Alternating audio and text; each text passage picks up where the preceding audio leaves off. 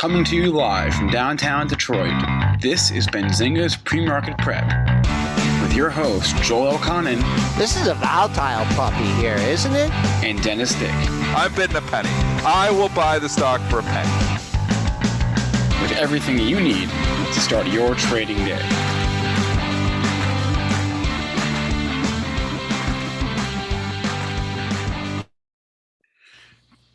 Good morning, everybody. Welcome to this Monday edition of Benzinga's PreMarket Prep. Spencer Israel, Joel Elconin, Dennis Dick with you this morning. So we're going to talk about on today's show why the market just keeps going higher. It doesn't seem to really matter how bad the news gets. The market is relentless. We've also entered the biggest week of the earnings season. So we'll give a preview of the biggest reports we're looking forward to this week and how that could potentially impact the market here going forward. Our guest today is Ryan Craver.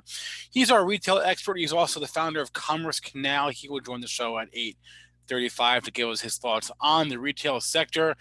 In the meantime, I will throw it to Joel here. Joel, give us a quick recap of what happened here in the Sunday night session. Good morning, Spencer. Happy Monday. At least for the bulls this morning, we're up 26 and a quarter handles at 28.55.75. Had a little dip off the open, but not low enough to get me long. Went to 12.75. We turned it around.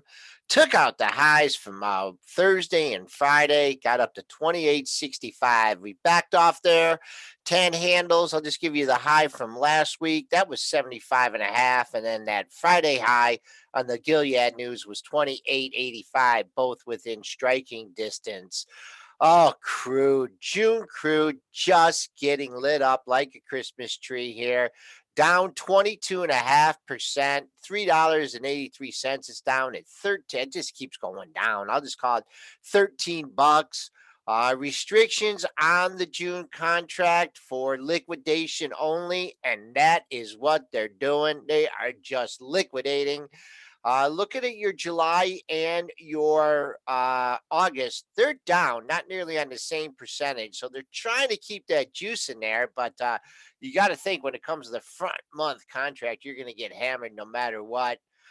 Gold, tight range, down 440 at 1731.20. Silver going the opposite way this morning.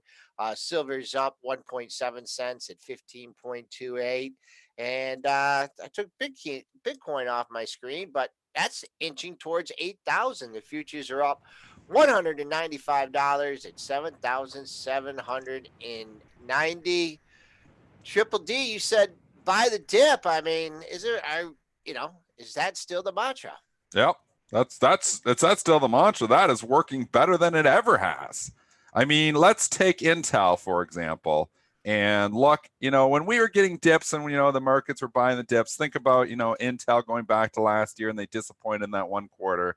And, at least it took a week or two for the stock to come back to where it was. So Intel loses 5 or 6% on Friday. We talk on the pre-market show and I'm like, there's money managers that are underinvested and they're probably going to buy this dip too. I did not buy the dip on Intel. I did on Target, but if you were so inclined to just come in and buy the random dip on Intel, you are rewarded immediately. You don't have to wait a week or two to get your money back. You don't have to wait a day or two to get your money back. The stock comes and closes green. So this is just the market that it is. It's the ultimate buy the dip market right now. Every time we dip on anything, it feels like, except the stocks. So I'm going to put a little asterisk.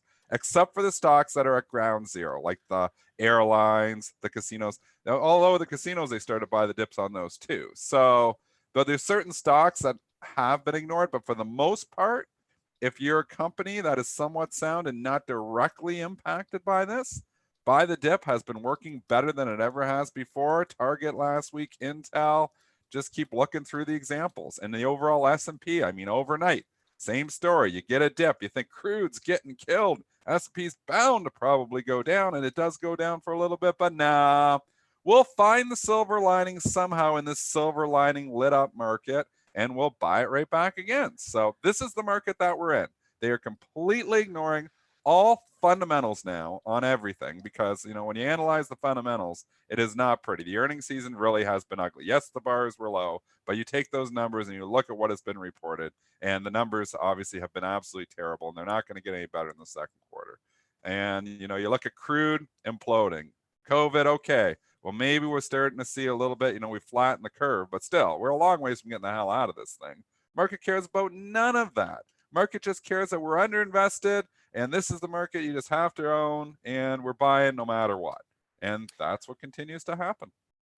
Just looking at that Intel, we did look at the way it was trading in the pre-market session, and it never got that low. In fact, if you were looking at the opening print of 56.20, you bought that, you went upstairs, got a cup of coffee, you took absolutely no heat. The low was at 56.10, ended up closing near the highs for the session. But maybe I'm just trying to be forward looking here and saying, maybe the market knows that we just don't need oil and we don't need oil companies, and that this was something that eventually was going to happen, and that it's just happening now in a vacuum with the COVID-19, and we're going to be solar and electric dependent sooner than we think. And crude futures won't even be traded because they won't even, no one will need crude.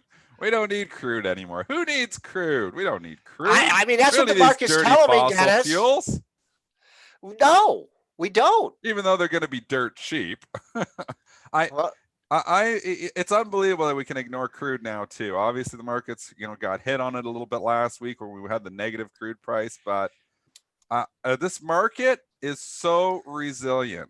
I mean, you just think if you were to say, just stop, and say you went on a desert island for the last year or even 6 months, and you were to say, here's what's going to happen in 2020. We're going to get a world pandemic where the global economy is going to come to a standstill intentionally so that nobody gets sick and dies. 5% of, people who are getting this thing, so far are dead. Now, obviously, those numbers are going to go down because we know there's a lot of asymptomatic cases. But even say if it's 1%, it's significant. So we're gonna have a huge pandemic. Oil is going to implode, and we're going to see cruise lines and all the economy shut down, and nobody's going to leave their home. Would you think, if you were 1 year ago, and where we were on the SPY 1 year ago is exactly where we are today, would you think the S&P would be flat year over year? With all of that information, oil's going to implode, and we're going to get a global pandemic economy. Unemployment's going to go to record highs, and the S&Ps are going to be flat year over year. Would you think that's possible? It is. It is that's possible. Would I predicted it? No. I mean, that's the reality we're in. That's the reality we're in. And okay, people hate it when I say about the mortality. And obviously, we're looking at the cases right now. And that's where, in Italy, it's running 10%, 5%. So we're just throwing out the numbers. I'm not making the numbers up. But we know the numerator. We know we've obviously got the numerator and the denominator. We know that we don't know about a lot of asymptomatic cases. So we know the number is eventually going to come down. But we also don't know how some of these unresolved cases are going to resolve. But people who are saying that it is just the flu are being proven immediately wrong in New York, because you want to know, in New York City, 0.2% of the population is dead from COVID. 0.2%. Wrap your head around this. 0.2% of the population in New York is currently dead from COVID in New York City. So the flu's death rate for the last decade has been 0.1. So even if nobody else gets it, all the people who currently have it don't die, and nobody else in New York City gets it, it's still twice as deadly as normal flu. We know a lot of the cases, the 155,000 current cases in New York City, some of the people are probably going to die from that. We also know that there's probably still going to be some more people that get it. But if you assume that every single person in New York City has it and nobody else is going to die, the death rate would still be twice as deadly as the normal flu. Scott Gottlieb has been spot on. If you don't follow him, you should be following him on Twitter. He's guessed that it's going to be somewhere between 1% and 2%. I'm going to listen to him. I think he's probably right. You can see where the numbers are starting to fall. We don't know the asymptomatic cases, but we know the death rate is not 10% because of that. So it's going to come down. It's going to come down where New York City is. I don't know what it's running, 5 or 6%. It's going to come down because we don't know there's asymptomatic cases, but it's never going below 0.2 because we're already at 0.2 on a they're dead. So those people aren't coming back to life. So it's never going to down below 0.2. That's the absolute minimum it can be in New York at the current numbers. So not even at the current numbers, at the numbers, unless, there's people in New York City that we don't know that exist. So saying the population numbers are wrong because you've got, what is it? The numbers like 13 or 16,000 dead over 8.8 million. Anyways, that's where we're at. So it's already, we know it's more deadly than the normal flu. We know that.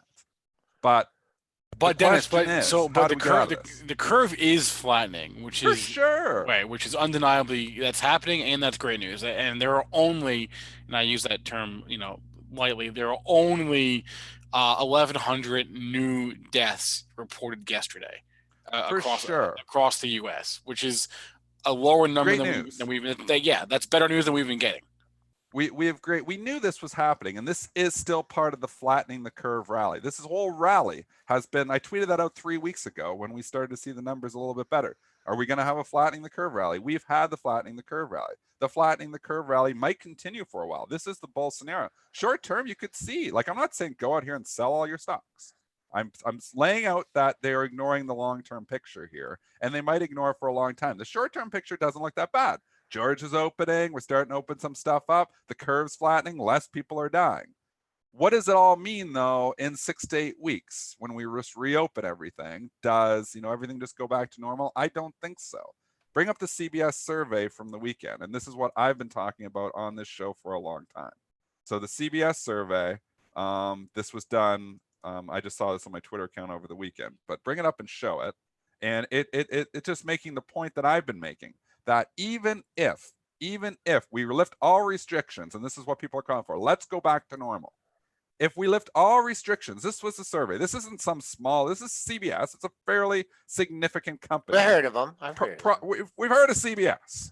So it says, if stay-at-home restrictions were lifted, would you be comfortable going to a bar or a restaurant? 29% of people said yes, 71% no. So if the government said, it's all good, you guys can go to your bars and your restaurants, only 29% of people would go, 71% would not. They said, would you get on an airplane? Only 15% of people said yes, 85% said no. And would you go to a large event like a hockey game or a baseball game or a football game or a basketball game or a concert? Large event, only 13%. So if the government said it's okay to go to a concert, only 13% of respondents said they would go, 87% said they wouldn't. So all I'm saying is if you want to reopen everything, and there's a margin of error they're saying of 2.5 points in there. So let's say it's at the low end, it's 84% of people really, at this time, obviously, people are still spooked. And yes, those numbers will go down as we reopen and people slowly get their confidence back. But they're not going to get it back in a week or two. And there's going to be people like me that are probably going to stay away from those large events and those airplanes for maybe years until I know that I have something like a vaccine that I'm not going to get sick and my family's not going to get sick. So it's absurd to think that we're just going to go back to our normal way of life because the government says you can. It's not going to happen. In 2 years, maybe, but it's not going to happen. But what happens to all these restaurants, these airlines, and everything else that is obviously, a more risky event where people congregate together? What happens to those businesses in the short term? Can they survive a year or two of earnings that are going to be significantly below where they were? I don't know the answer to that question, but that's what you're doing if you're buying stocks in your long-term portfolio and just loading up here right now, saying we're going back. That's what you're saying, is that we're going to go back to normal. I don't think so, and that's why I still stay with a significant amount of cash in my long-term portfolio. With that being said, as a trader, how can you be short this market? It shrugs everything up. I'm not saying, I'm going to short this market. I have no shorts on, nothing except hedged positions. And I'm still long in my long-term portfolio. Why? Because this market just trades on a silver telling line. you what to, you can't fight it. Oil's getting rocked today. I mean, imagine you were short over the weekend. Oil comes in down another 20%. We're up 1%.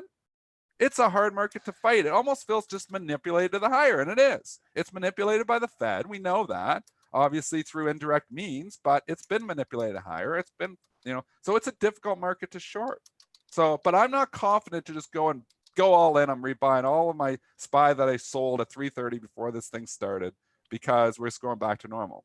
I'm not confident enough in that because I do think eventually, logic could win here. And I don't think we're out of the woods by any means. I want to go back to my normal life. I would love to go back to my normal life. I hate not being able to go to a restaurant, not being able to watch a hockey game, not being able to do certain things. But it's not the reality that we're in right now. And maybe we're going to be in that reality in 6 months. The one wild card is if we get a therapy that works. The vaccine's not coming next week. The vaccine's not coming by the end of 2020. Listens to the epidemiologists, listen to the doctors. They're not coming out with a vaccine in any time soon.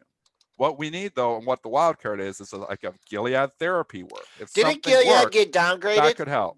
Didn't Gilead Yeah, get doesn't downgraded? it even matter? Do ratings matter? Ratings don't matter. Stocks get downgraded, they don't go down. So, Tesla got downgraded to sell last week. The stock was bloody trading higher. So Gilead gets downgraded. I don't know what, I'm long Gilead, full disclosure. Okay. I think the trials are going to do better than what that Chinese report showed. So I'm still there's long also a report this morning out of Japan that the Japanese may approve remdesivir in May for coronavirus. So I saw that too. Yeah. So that might be helping to offset the downgrade today. But who downgraded it? The UBS. We're not listening to anything UBS says right now. UBS downgraded. But here's how much analyst ratings matter right now, Joel. This is the completely. We don't even ignore fundamentals. We ignore analysts now too. Analysts, Beyond Meat downgraded to sell today. In any normal market, Beyond Meat would be down 10% on a major analyst like UBS coming downgrade to sell. Beyond Meat is trading up $2 on that downgrade to sell.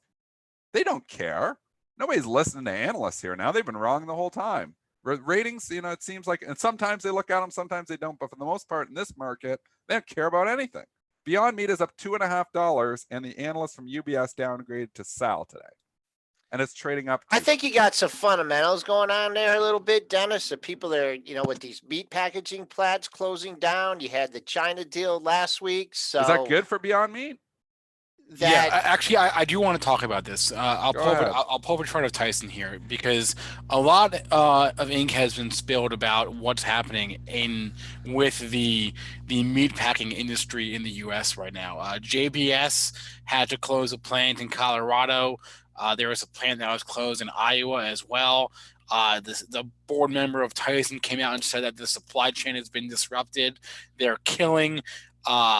They're depopulating chickens in Maryland because they have nowhere for them to go, and Delaware because their supply chain is so screwed up right now. There's nowhere for them to go right now, so farmers are having to depopulate. I mean, I think they're saying the supply chain is disrupted, and I haven't really seen too much.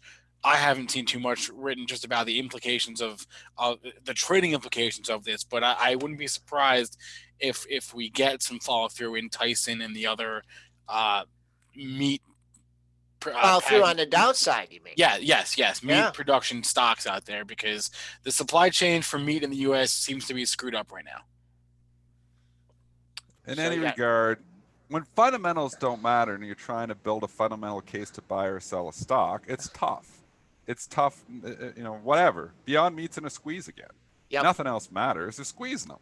The thing's downgraded to sell today. You can put whatever fundamental analysis you want behind it. It's squeezing it. WLL goes bankrupt. The stock went up 200 and 300% last week. Not even. Went up 500% last week when it was bankrupt. Went from 32 cents to $2.39. It did. It's probably still going to zero, but it's going to screw everyone that's short the stock first. So this is how it works. Like Diamond Offshore is going bankrupt. Announced it over the weekend. They're halted right now. Stock's at 36 cents. I'll tell you, I'm not shorting it at 36 cents. So I saw what happened to WLL. So again, in our book, we say don't short stocks under $1 because ugly things happen. Even when the companies go bankrupt, they don't necessarily go to zero right away. So it's difficult to trade based on fundamentals. You have to trade based on what you see. So put your trading hat on. And with your trading hat, this market is not a short right now. The market actually, from a technical basis, let's bring on our technical analyst, Joel. There's absolutely nothing Nothing technical in this. I was talking with a buddy of mine, and we were looking for some setups last night, and he was just like, I just got to find somewhere to buy. I know. There's nothing, nothing that, and of course, I mean, there was some good I mean, obviously the dip had gave you a nice setup, but would have been a nice setup overnight that I didn't capitalize is you went through Thursdays and Fridays highs. You did that early in the session and then you puked it out. But then that second time you came back through that area, boom. I mean, you never looked back. And here we are, 5 points off the high of the pre-market session. Let's just see what we can do at 75 and a half. That was your weekly high. And then your high from the a week ago Friday, that when we got the Gilead news and I can't remember where there was some Boeing news that day. We got to 28.85. So that's 25 handles away. So it's within earshot. I think you have on the pullbacks, you have managers and people that did not buy the dip that are trying to redeploy. And then I'm trying to redeploy. Not just managers, it's people like me. I'm sitting with a lot of cash. Every time a stock is dipped, that's why I bought Target on the dip. I'm using the opportunities, the dips, to rebuild my portfolio because the market's telling me that I'm wrong. And it's going to continue to ignore fundamentals and just go up no matter what. So I want to participate in that somewhat. So I don't want to be all in, but it's the same thing. So Dennis, you were asking to me on the pre-market show, who's coming in and buying here? I am. Right, exactly. I like could it be the Fed? Could it be the record number of all the money that went into money market funds last month? Yes. All the money, all the billions of dollars in money market funds as of last month. Where's that money going now? People are screwed. That think it's just sold sitting there at the bottom. I sold at the top, and I feel like I'm screwed. I sold you. I talked about on the show. I sold a lot of stuff in January. I feel like I'm screwed because I didn't get the low. So I'm trying to rebuild it. I sold a lot of stocks. I'm sitting with too much cash, and now I brought it down. I was 75 or 80%. I brought it down.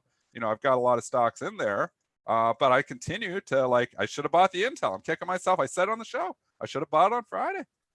I mean, I don't know. The one thing with this market, play or is a swing? As a swing or a long-term play? Well, I'm trying to read both. I'm trying to rebuild the long-term portfolio. I'm trying to get some of my cash to work because I would not be surprised. This market is so crazy. This market is so disconnected from reality, and it is so hungry to own stocks at any cost. I would not be the least bit surprised if we made all-time highs. It would not even surprise me. I know you think it's impossible. No, Nothing is impossible with this market. I would have faded that a while ago, but I would have too. Yeah, I did. But I tell you, I look at the setup here. So let's just forget about everything fundamental. Let's take our fundamental hat off and throw it in the garbage because that's what it's worth right now in this market. It's absolute garbage. The analyst analyzing anything on fundamentals. It's forward-looking, Dennis. Almost useless. It's forward-looking. Next to useless. So let's look at the technicals, Joel. What do you see in this? I see a classic cup and handle pattern in the S&Ps. I think we're ripping a 300. Yeah, barring some type of everybody starts getting the one thing the bulls would really get hammered on is if the people who are supposedly recovered start getting sick again. And we are seeing a few cases of stuff like this. But let's just say Tom Hanks all of a sudden got sick again. That would spook the market. Let's just say, who is it? Durant that's got it too? Kevin Durant? No. No, one of the big basketball players had it. I forget who. Was it Durant? Rudy Gobert. There was somebody bigger. I thought Kevin Durant had it. Bigger, maybe. I can't keep track. I can't keep track either. Was Durant? I thought he had it. Maybe you're right. I don't know. It could have been. Kevin Durant has it. He did. Okay. He did. So let's just say all of a sudden Kevin Durant got sick.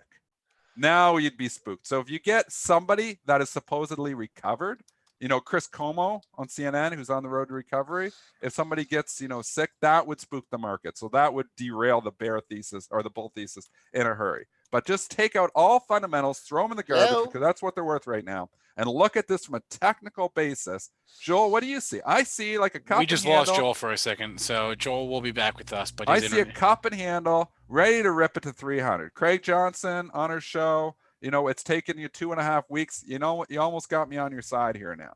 So I'm buying dips. I'm buying dips until the market proves me wrong. And I would say you buy dips until you take out that 272 SPY. So if you're trading on technicals, you always have to have an out. Know where your out is. if we turn around and start to tank for whatever reason, something happens bad, maybe Gilead drug fails, but even when the Gilead drug was looking like it failed on Friday, they weren't hitting the market that hard. But something happens, that significantly spooks the overall, health crisis. It's got to be health related too with the COVID. We take out 272 on SPY, that would be my out. So if I'm buying here today, I would stop out below 272 on SPY. It's a hell of a long stop away. That's why I like to buy on dips. I don't like to buy today when we're ripping up another 30 handles on imploding oil. But I tell you, man, this market just wants to go higher. I just got disconnected there, but I don't think I missed anything, right? Same thing.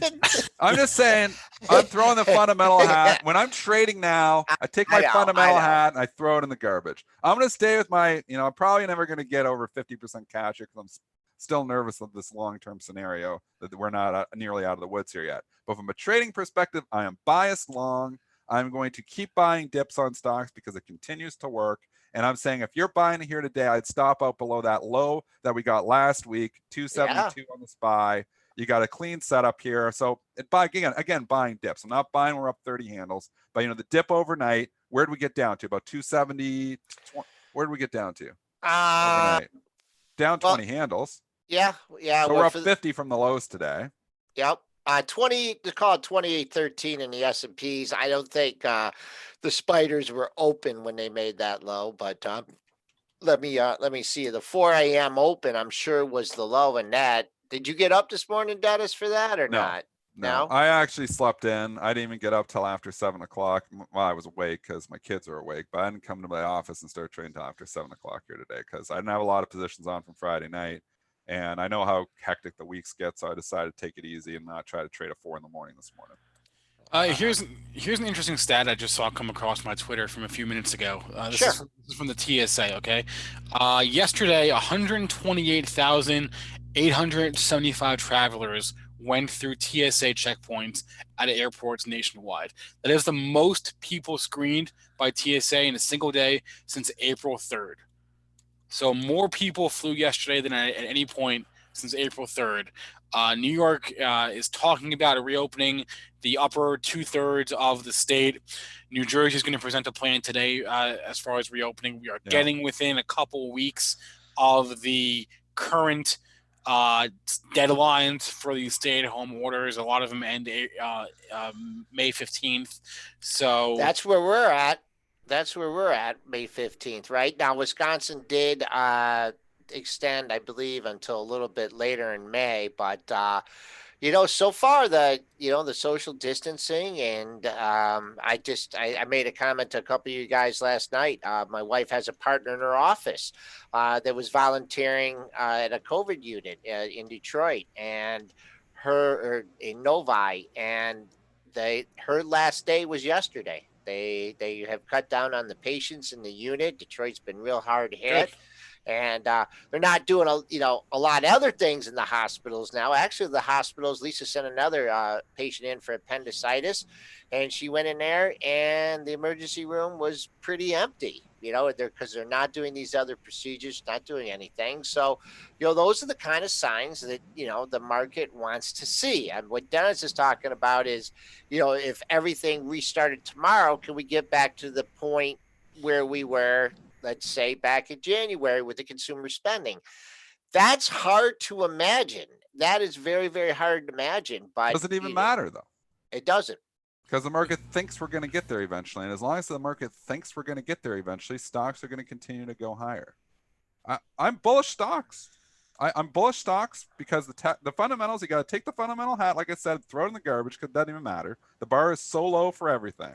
Every earnings company that's missed by a landslide, Las Vegas Sands can report disaster numbers. Stock goes up. It starts to leak a little bit. And again, I don't want to own the stocks that are at ground zero for this thing. I'm not going to go out and buy oil companies right now when, we got random ones just going bankrupt. But when you're buying companies, the tech stocks with cash, or, even the FANG, I mean, even the companies like Shopify and Amazon that have been, you're being rewarded. That, So that brings us to this week here. That's a good segue into this week because sure. it is ground zero of earnings here. We're going to get a number of big earnings reports this week, starting tomorrow. Really, we're going to get Southwest before the open, Pfizer tomorrow after the close is AMD, Alphabet, Starbucks. Wednesday we're going to get Facebook after the close, Tesla after the close, Microsoft after the close, Qualcomm, eBay. Huge. On Thursday is Apple, Amazon, Twitter. So a massive Friday is Exxonmobil. So a massive week on the earnings front, and we know they're gonna be bad. But I guess to sum up the last half hour, doesn't really matter. Doesn't matter. I'll tell you, on these stocks, there's going to be some bad earnings reports, and there's going to be some stocks get hit off the the news algo. Just like Intel last week, and people just saying this is too bad. I don't want to own this stock. Those are the buying opportunities. I'm going to continue to buy good companies on dips. I'm not buying Exxonmobil on the dip. Not saying Exxon is a bad Correct. company, but it's in the wrong industry. The wrong industry. So maybe Exxonmobil, is going to rip up higher here eventually, but there's easier money. And obviously we've talked about the banks. The banks did not participate. There's problems with the banks too because they got a lot of bad loans going to come their way. So, stay into companies that can survive if we are in a lockdown for longer. And, people are hopeful we're going to get out. I'm hopeful we're going to get out too. But I'm still buying companies that, like Target, look at what I bought, Activision, Blizzard, Microsoft, companies that are going to survive even if we have to stay in a lockdown longer than we think. Those are the companies that I want to buy. Google, I'll buy Google on a pullback. I own it already. I would buy more Google on a pullback. Just got a little bump, just another jump in the S&Ps there. We climbed over 2860, just off the highs of the pre-market session. I don't know what our imbalances are or whatnot, but they're buys. Of course, they're buys. A little bit to the buy side here. Lots to the buy side. Someone mentioned GDP this week, but I think, like, the worse it is, the better it is for the market, it seems like, right? Right? You want that? It doesn't matter. And what if it comes out and it's not that bad? They'll really buy them. This market, it is the most resilient market I've ever seen in my life. It's this quarter. Yeah, well, we'll see. I mean, it accounted for 2/3 of it. We got Ryan Craver from Commerce Canal coming on to talk about the retail stocks, and I got to hear his thoughts on Shopify. The stocks caught in the crosshairs of this. A lot of people are talking about Zoom, and it got hit. It got hit on Friday. We had the news that it was going into the triple Qs, and then Facebook threw the old whammy at it, and it's trading down again this morning. Boy, oh boy, tough looking chart. You're starting to find support in the pre-market. Dennis, this is not a dip for you to buy in this one, right? It's hard. It's hard. I like the dip when it was coming down to that 110 area. This is hard now. Because it got overdone. So you got a reversal there. But again, this is the story over for Zoom? Probably not. But again, if we're coming out and the market's going to start ripping, these are counter, and people, I just want to keep saying that some of these stocks will trade opposite the market. They don't always trade opposite the market. Obviously, they've been going up and the market has been going nowhere. But if the market really starts to rip, Zoom, Teladoc, those aren't going to be the stocks that are going to rip higher. Those stocks could actually sell off. I would be taking profits in Teladoc here. If I was in TDOC, and it just had this run in a week and a half from $130 to a big 200 psychological number. And we already saw Zoom go down, and Teladoc's trading up $4 here again this morning. I would be taking profits in Teladoc if I was in it. I'm not in it, but I would be taking profits in that because if the market turns around, starts tanking, these stocks go up. So they really are kind of moving opposite to the market. Wow. But I think I've just laid out a scenario that we could be going to SPY 300 soon. So I think these are the stocks that could actually go down in that environment. I don't want to own those stocks in that case. Although the one other one I do own is Peloton. I still believe. When does Peloton report? Spencer, can you go to the Pro? I can. I own Peloton. I rebought it again because I bought this pullback, and I got it. We got that one too. We both got that one, Dennis. I feel like they're going to blow it away. May 6th after the close. I know everyone's been making fun of me for months on the show because of the Peloton, but I'll tell you right now, thank God I have it. I'm getting some good workouts, banged up my knee a little bit. doing some other things, but there's other exercises. And I know a lot of people that haven't bought the bike that are using the app, and they get it for 30-day free trial. Then you can buy the app. I mean, you talk about, like, in that survey, did they ask how many people are going to go to their gym? Right? How many people are going to want to go? How's Planet Fitness I doing? think the Peloton. I laid out the Peloton scenario. Before COVID started 6 months ago. The bearish scenario that it's a bike with an iPad on it, and eventually the luster will fade. But you got to reanalyze. You got to always be changing as you go. And you throw Peloton into a COVID environment, it's bringing the gym to you. So Exactly. there, I'm fully on board with the Peloton bull thesis as long as COVID is still out there. And maybe it changes if we COVID goes away, we get a therapy that works, we get a vaccine, maybe that changes. But I think short term, I like Peloton. I'm long it. I'm sticking long it just for the earnings report. So we're coming in. I think it could have a run up before the earnings report, as into people anticipate that they probably have some demand. I would think there's some demand going there. I was hearing that they couldn't even keep up with the demand. I don't know if that's true or not, but somebody was saying that on Twitter, that that the waiting list for Peloton is a long time right now because the demand is so high. That probably bodes well for the earnings report. So just reading between the lines, and you think about the low bar that all these other earnings companies have, Peloton probably has a higher bar because people are expecting it to be pretty good. I think they're going to have a really good report. And that's why I'm staying long Peloton. I don't know if I'm going to have to if it runs up way before the earnings report, maybe I'll sell it because it gets priced in. But as of right now, I'm probably going to try to hold it through the earnings report because I think the earnings report's going to be good. So just, it's more of a swing trade for me, not a long-term investment, but with a little longer time frame. It's a COVID play. Some of the COVID plays are getting hit, but this one, is still got the earnings coming. There's potential that this thing could do pretty good in this earnings report, I think. I wonder if our guest has thoughts on Peloton. I'll bring him on right now. Ryan Craver is our retail expert. He's also the founder of Commerce Canal. Ryan, have you bought a Peloton in the past couple months?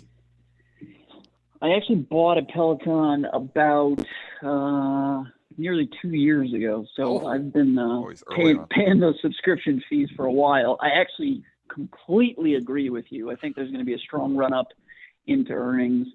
Anecdotally, everyone I talk to seems to be either buying the bike or, like you said earlier, using another version of a bike and then paying the software as a subscription right now.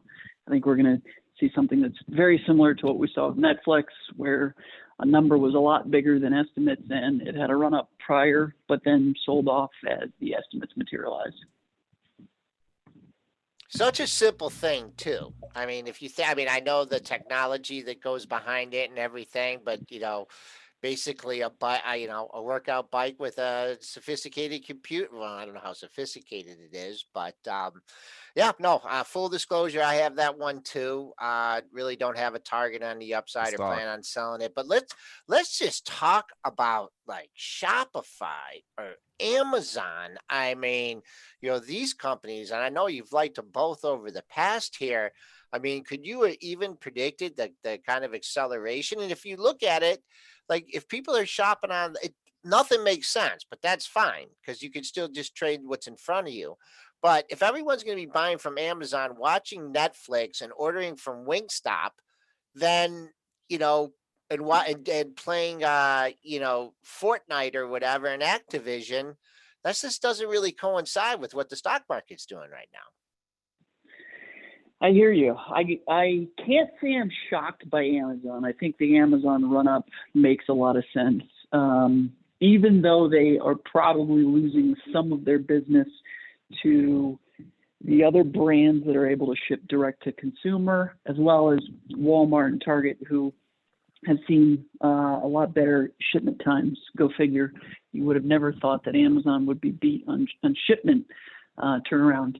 But Shopify, stratospheric craziness. Yes, I believe that e-commerce is the growth platform for retail for the next several years, if not decade. However, is this warranted? It's tough to say. It's really the only game in town. Them and probably Adobe, because Adobe has the other big platform for the back end of e-commerce sites. But I think you've got to take some profits here. I'm no longer in it. I sold it a bit early, but this is some craziness for Shopify. I love Shopify too, and I hear your comments on it, Ryan. It's for the reason some of your comments on our show, just talking about how everything is their platform and how bullish you were, made me buy the stock back there too. I sold it 4 days ago because it was like the stock went up 100% in a week and a half. It just feel like there's so much good news priced into this thing that I can't bring myself. I'm hoping to get it back. I still like the company. I just think it's overdone, and things can continue to get overdone. So I'm already regretting it, as it looks like it's going to make new all-time highs here this morning. But I mean, you got to analyze a few things, and sometimes when you're right, and you get 100% here, and obviously I held it for longer than that, but you had a 100% move in a week and a half or 2 weeks, and sometimes not that bad of an idea to take some profits. I completely agree with you. I think that, yes, it is the one game in town, and I think the CTO or the CIO last week, by posting that they were seeing Black Friday-like volumes, definitely drove this thing higher. Sure. But I just think that there's just too much good news into it. Let's take the flip side of things. The companies that you think are getting hit hardest by this. I mean, could throw a lot in here. I mean, restaurants, falling on not really retail, their own sector, but let's talk about like your Kohl's and your, that which has not been able to distance itself from the low. Target, which did stage a rebound off its low. Let's Macy's. I mean, how much longer can Macy's hold on here? Talk about some of the big department stores. They're not all Walmart. Right. So I think we've definitely seen an acceleration of what we've been talking about for some time now. The strongest names in retail that have the nationwide brick and mortar with a cost base that warrants it, mixed with an e-commerce operation that's strong, they will continue to survive. They'll continue to do well. The guys that are caught with their pants down don't have the best e-commerce platform, or they have way too many stores. So those names are very obvious: JCPenney, Macy's, Kohl's.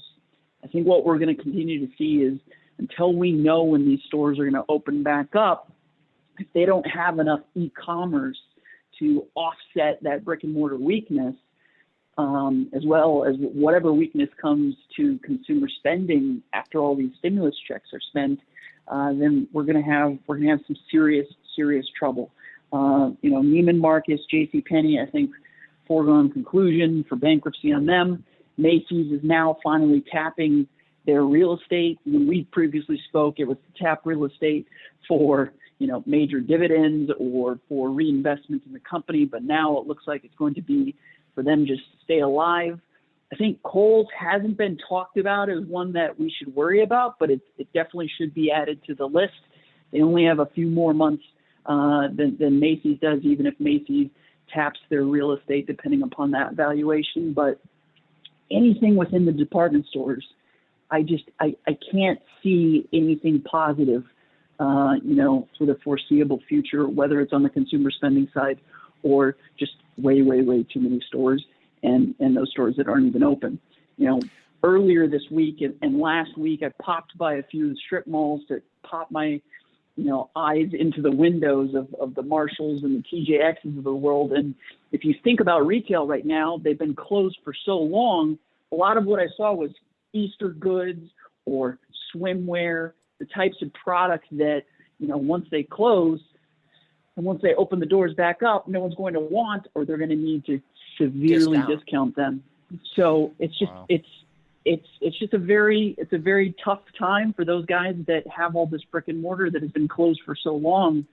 I can't see a lot of positive news. If we think about fall and the upcoming fall 20, where they tend to make the majority of their money or their best margins, I think the guys that are in off price, the TJ Maxx's, the Burlingtons, the Rosses, if the customers come to buy, they're going to see a tremendous value, because all of these brands, the Nikes, the Adidas's, all the licensees and the wholesalers behind these brands are going to have to offload all of this time lost in selling that we've seen over the past couple months. So it's going to be tough out there. So I think you just got to continue to focus on the e-commerce plays. Let's talk about Amazon. First of all, we're on the line with Ryan Craver, retail expert from founder of Commerce Canal. All right, so Amazon a few years ago, they struck when the iron was hot. They bought Whole Foods, right? Now with this extra cash and equity and stuff, and some of these other retailers on their heels, could you see Amazon going shopping, to pick up? I mean, some very, very cheap on the dollar brick and mortar, or you think they'll just keep all that cash for themselves? Yeah, it's a good question. I think that when everyone has talked about Amazon buying someone, the one name that continues to pop up is Kohl's. Kohl's they are most in bed with because they have the free return policy. With that said, I can't see them wanting to do so, even with the current environment. I think there could be a deeper partnership whereby potentially they give them more space within the store to sell their goods, but I just can't see them wanting to pick that up at this point in time. I do not see them interested in Macy's. I don't think Macy's would be interested either, or JCPenney. But fast forward another 4 or 5 weeks, and we've got further liquidity problems for these retailers. I don't know. Maybe something pops up. Ryan, what about the dollar stores here? And it's sort of been a tale of two cities between Dollar General and Dollar Tree, but they're almost considered recession-proof in a way. Can you give us some insights here about where Dollar Tree and Dollar General stand here in the grand scheme of things? Yeah, I kind of think their run-up has been overdone still. Dollar Tree, Dollar General, yes, they are technically recessionary proof to some degree. With that said, they've also lost all this time with some of their stores being closed as well. Some they have said are essential, and they have kept a few open, not nearly as much as the thousands of stores that they have. I think, again, if you're going to play retail, the money's going to go into Walmart, Costco, Target, and Amazon. So I think this run-up in Dollar General specifically is overdone. And then just last thing before we let you go, broadly speaking here, what is your expectation for consumer spending in retail snapping back to previous levels? I mean, how long would that take, you think? No idea. No idea. Okay. It's a tough question, I know. No idea. I mean, I hope sooner rather than later, but when we're looking at some of these numbers like the 20% unemployment and stuff like that, yeah, it's going to be tough. With that said, if you look at all of our brands that we sell on Amazon, we definitely saw a strong reversal from what I call, Friday, March 13th, which was the death of retail sales. That's the day in which everything moved from apparel and from clothing and stuff like that into the consumables, when people started to get a bit crazy when they woke up and they saw that Trump had banned, European inbound travel. As soon as those stimulus checks hit, there was a strong reversal. So I think people are now spending those stimulus checks. I think we have seen a blip since that valley of despair, but how soon that comes back post-stimulus checks, I think it's going to be a long time. And before we let you go, I just want to talk to drugstores here. Walgreens, Boots Alliance, barely off its low of the move. CVS, which had a nice run up, has come back down to earth, but starting to mount a decent rally here off its low. These stocks were in downtrends before everything happened. Is this just once again online competition, coming in, or what's your prospects here for CVS and WBA? Walgreens, I think is starting to get interesting, right? So it has been the one, to your point, it's been in a downtrend since probably 2015. I'm just pulling the chart again. Yeah, since 2015. So I think it's going to start to get pretty interesting. They have lost share over time. They have tried to move into more health services than they were in before. So I think they have made a lot of traction. With that said, they've lost their core market share from the guys like Amazon and Walmart and Target. So I do actually like them and would be interested in putting some money there, at least in the short term. Ryan, just real fast question from the chat. Do you follow Brunswick, BC at all? No, I do not. I apologize. I do not. Figured I would ask. All right, Ryan Craver is our retail guru. He's the founder of Commerce Canal. Ryan, as always, thanks for the time, and be safe out there. Thanks, gents. You too. All right. So I've been making a point to get out and drive on the weekends, and just to keep my car battery going and just get out of the house. And I was driving around yesterday, and I drove past 4 different Starbucks in my area.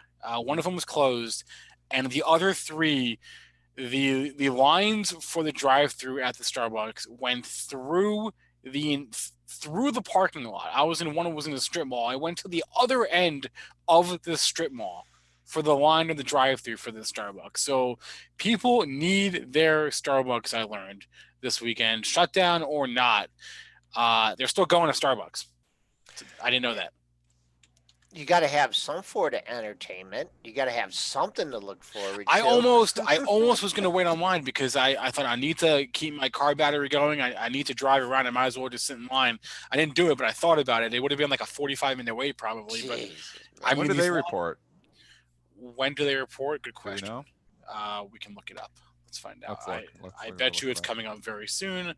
Starbucks is confirmed for the 28th. Wow. So they are really coming up. They are tomorrow after the close. Tomorrow after the close.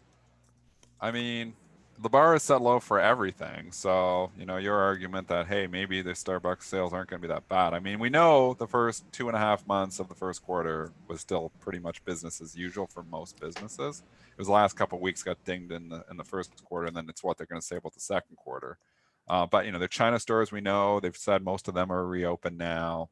I don't know. The stock hasn't come all the way back. It could have a rally.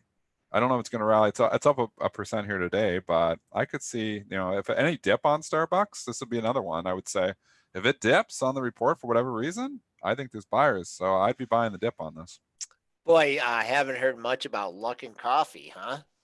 Is that ever going to reopen? They are the Chinese authorities raided their offices over the weekend, so that one's not going to come back for a while. Yeah. Okay. So we're off the board on LK for a while here. $4.39 where it went off the board. I mean, it's when you got fraud involved.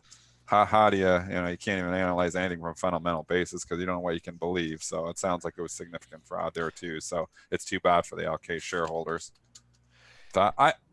What about this market though? We're looking at crude here this morning. Now I'm looking at the June contract. I don't have the July in front of me, Joel. The June's down 23%. You got the July? Yeah, I'm actually following old What's months the July? on it. Where's the July? It's having a good day. It's only down 12%. So July's holding up. June's down 23%. So in any regard here, crude's getting rocked. What if you go way out? How far do you have? I got August. August is down 9%. Yeah. And but I mean, what the CME, basically what they did, the September's down 7%. So the farther out you go, they basically said, hey, short the July because we're not going to let you short the June. The June is for liquidating purposes only. So I who knows what's going to, the expiration's right around the corner. They're still keeping the premium in there because I think they're waiting for, the cutback in supply to finally kick in, which you really don't know for sure is going to happen, or at least some kind of uptick in demand here. But they're still baking those premiums into it. I did see that the storage Frontline, is that what it's called? The storage, the tankers are. And did anybody catch that Mad Money interview with NAT CEO on Friday night, the Nordic American Tankers? No. guy, that was an awesome interview. I wish I would have wrote down some of the highlights from it, but I can remember him saying like, "We're making so much money right Yeah, now." he was He had an awesome accent. Did you see it? He was pretty excited. He's so excited, and the stock just kept ripping as he kept talking, and I'm like, wow, that's a huge move. It's up 12%, and obviously all the tankers are up here again this morning. But it was a lot, the move was on Friday night when this Nordic American tankers, he had such a strong accent. It was one of the best interviews I've seen. I was laughing out loud. And there was other people commenting on Twitter too that were watching it.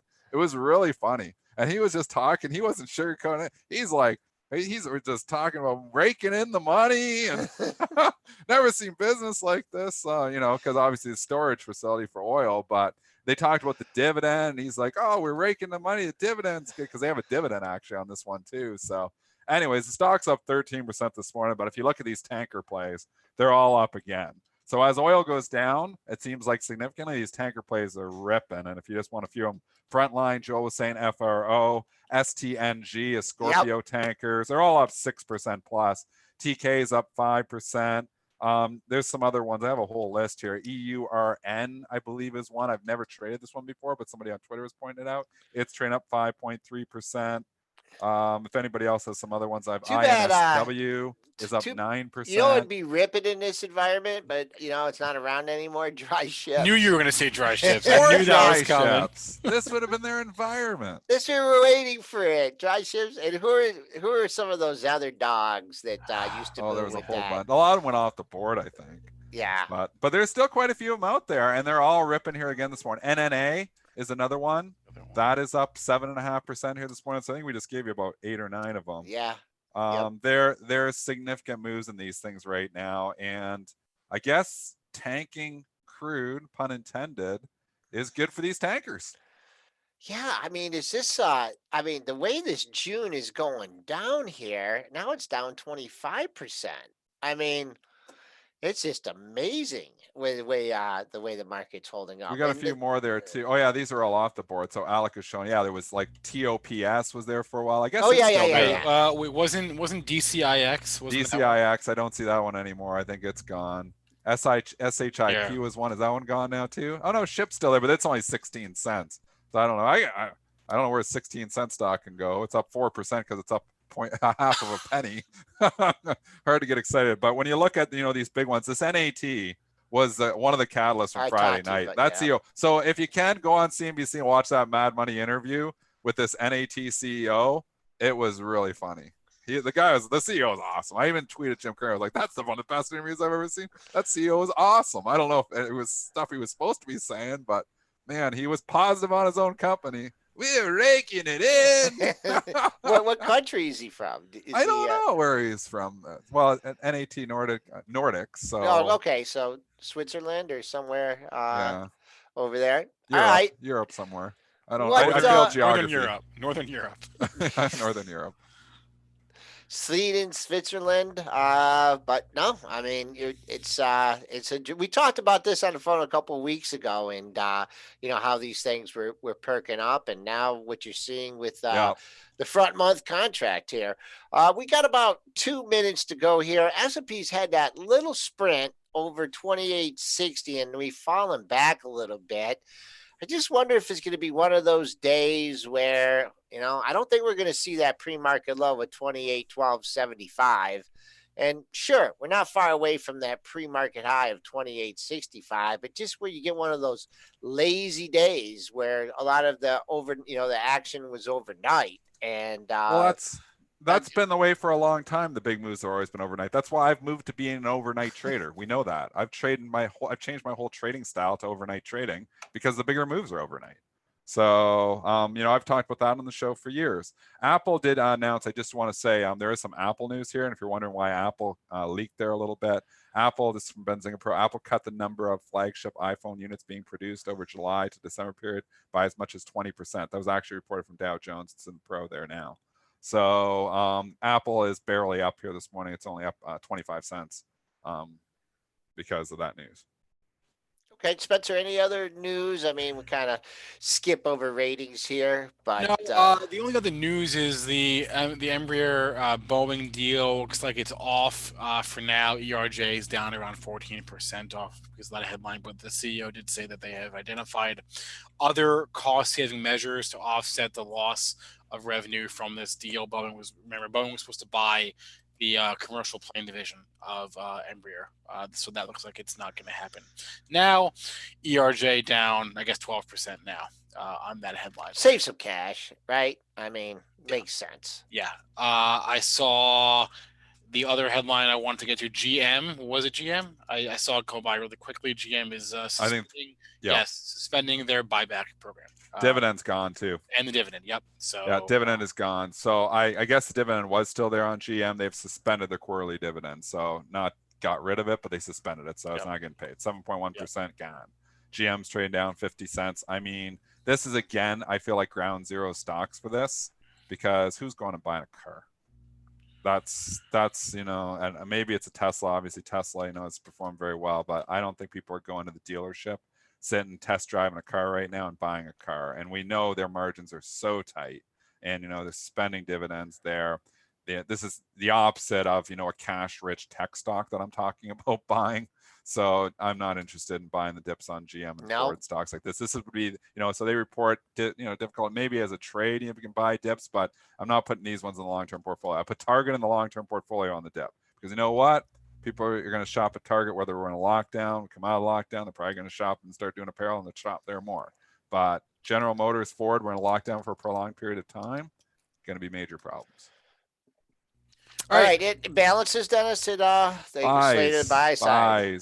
Buy, Joel. Why? Why do I ask? Why do I even ask? So Exxonmobil, obviously oil trading down 24% here this morning. Exxonmobil's only down 20 cents. What kind of market were you in when Exxonmobil, when the oil June contract is trading down? It's funny. Like, we talk about how the market is decoupled from reality. The oil stocks are starting to become decoupled from reality too. Oil's down June contract's down 24% here this morning. ExxonMobil's down 20 cents. And there's a big buy imbalance. Somebody says, I got to own ExxonMobil. 207,000 shares to buy. Chevron, same story. Chevron's trading green. Oil's down 24%. June contract. Chevron's in the green, trading up. And 14 cents, got 115,000 to buy. If you go XLE, again, we're going to keep talking about it. You want an exposure to oil, don't let it be in the USO. USO's down 10% here. It's having a good day, Dennis. It's only down 10%. It's a good day for USO.